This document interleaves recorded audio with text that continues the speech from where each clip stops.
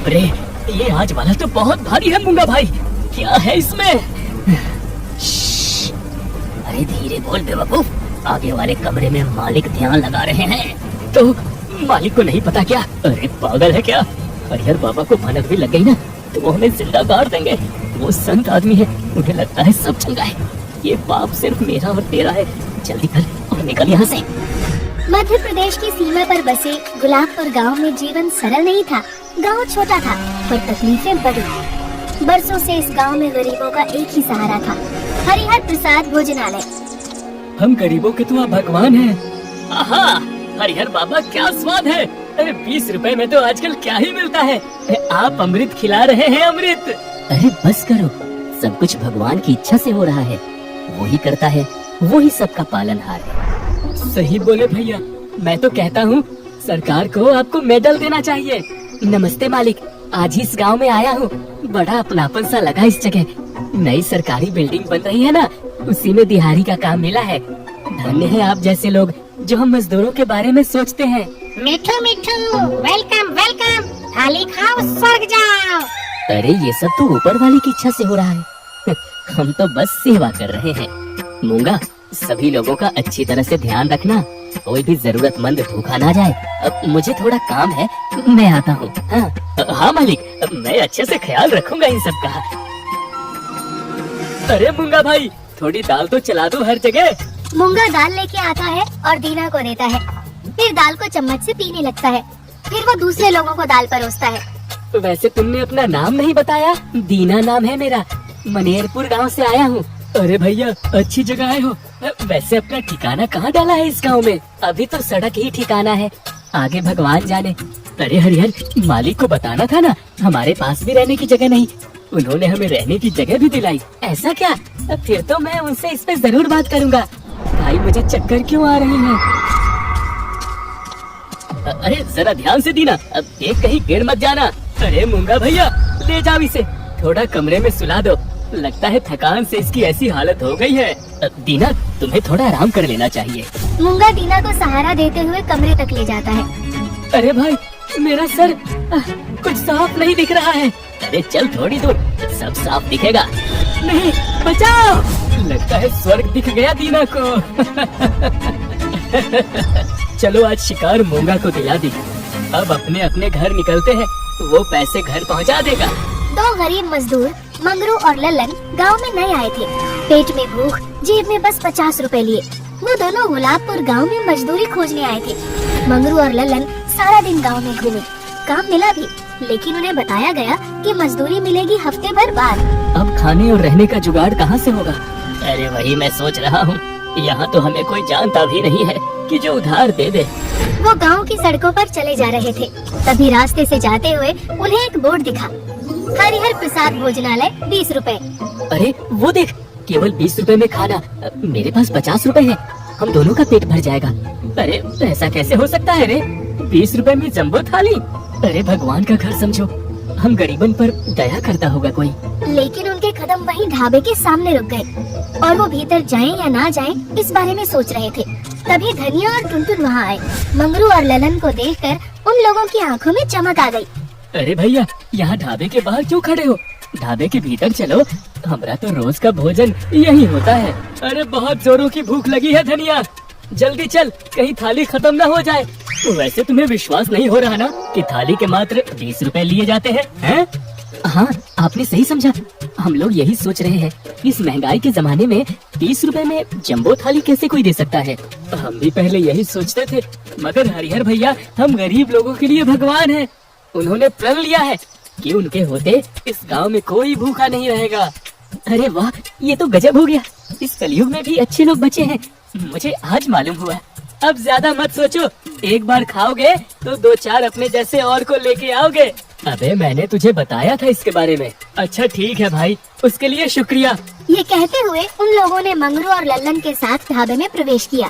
तभी मूंगा और कालू जम्बो थाली सबको परोसते हैं। मूंगा और कालू की आंखों में एक अलग सी चमक दिखाई दे रही थी। उन्हें 2 नए शिकार दिख रहे थे। तभी धनिया ने अपना प्लान शुरू किया।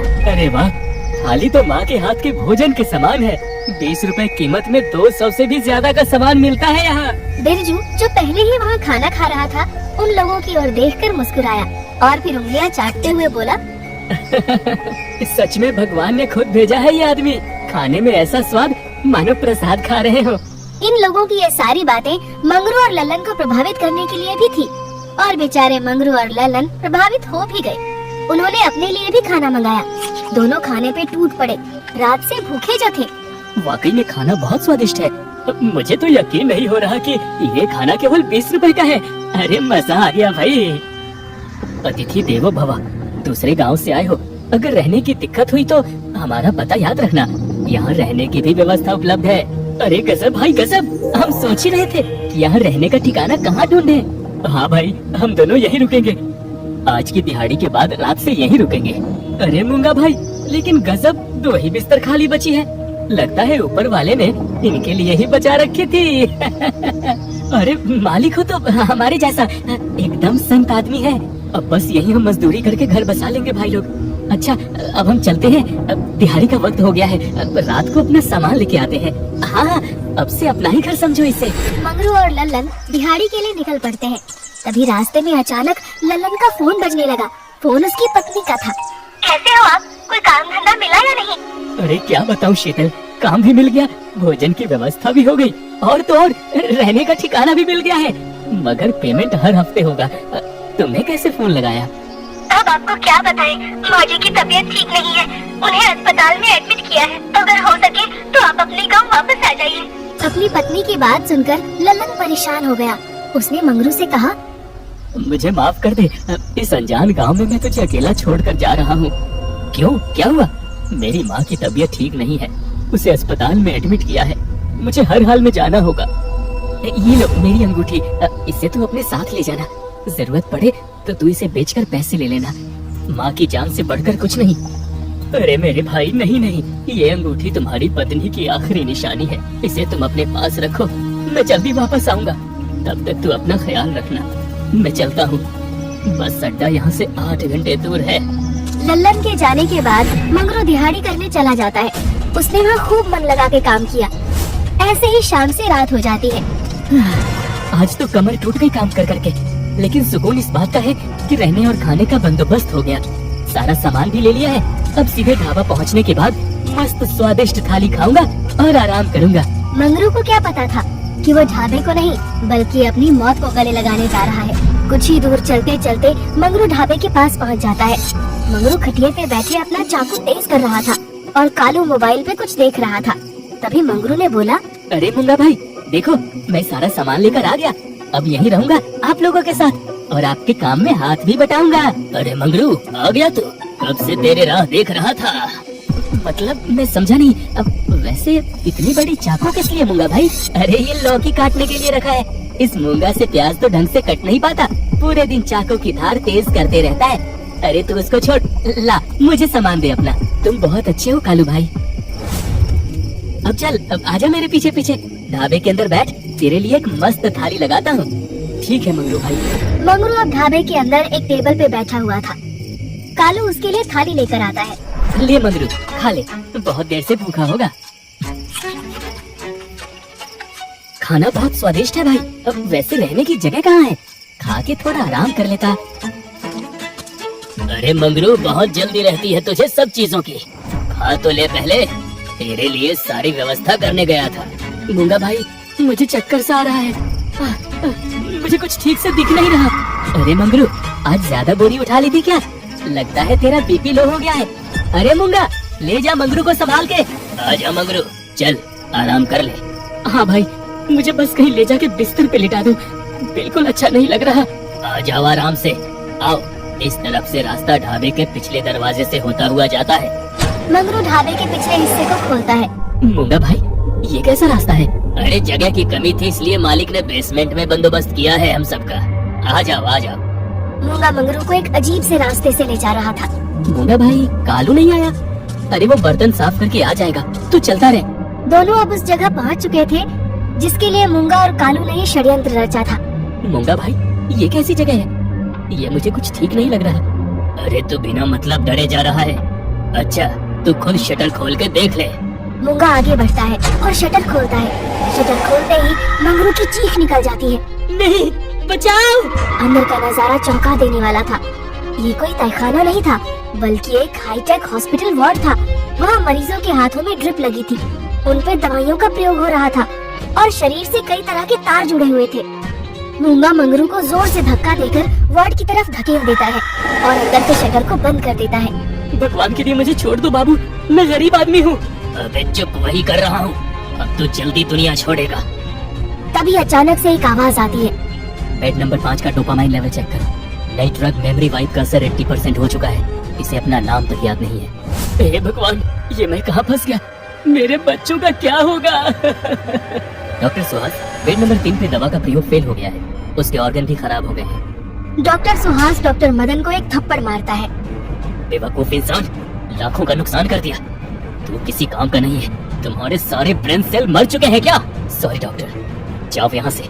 नए सब्जेक्ट को एनेस्थेसिया का हैवी डोज दो। मुझे कोई शोर शराबा नहीं चाहिए। हे भगवान, ये तो दवाइयों का ट्रायल चल रहा है। अब ये मुझे जिंदा नहीं छोड़ेंगे। तभी मूंगा और डॉक्टर्स मिलके मंगरू को जबरदस्ती बेड की तरफ ले जाते हैं और एक डॉक्टर पीछे से मंगरू के गले पे बेहोशी का इंजेक्शन लगा देता है, जिससे बेहोशी की हालत में उसे बेड पे सुला दिया जाता है। डॉक्टर साहब, नया सैंपल रेडी है, एकदम फ्रेश है। डॉक्टर मदन, प्रयोग शुरू करो। Yes doctor. किस्मत का खेल देखिए, लल्लन की बस छूट गई थी। अगली बस सुबह थी, इसलिए वो मजबूरन वापस ढाबे की ओर लौट रहा था, ये सोचकर कि रात मंगरू के पास बिता देगा। लल्लन अपना सामान लिए ढाबे के पास पहुंचता है। तभी उसे कालू दिखाई देता है। वो मोबाइल पे किसी से कुछ बात कर रहा था। अचानक से लल्लन की नजर कालू के हाथ पर जाती है, जिसने मंगरू की अंगूठी पहनी हुई थी।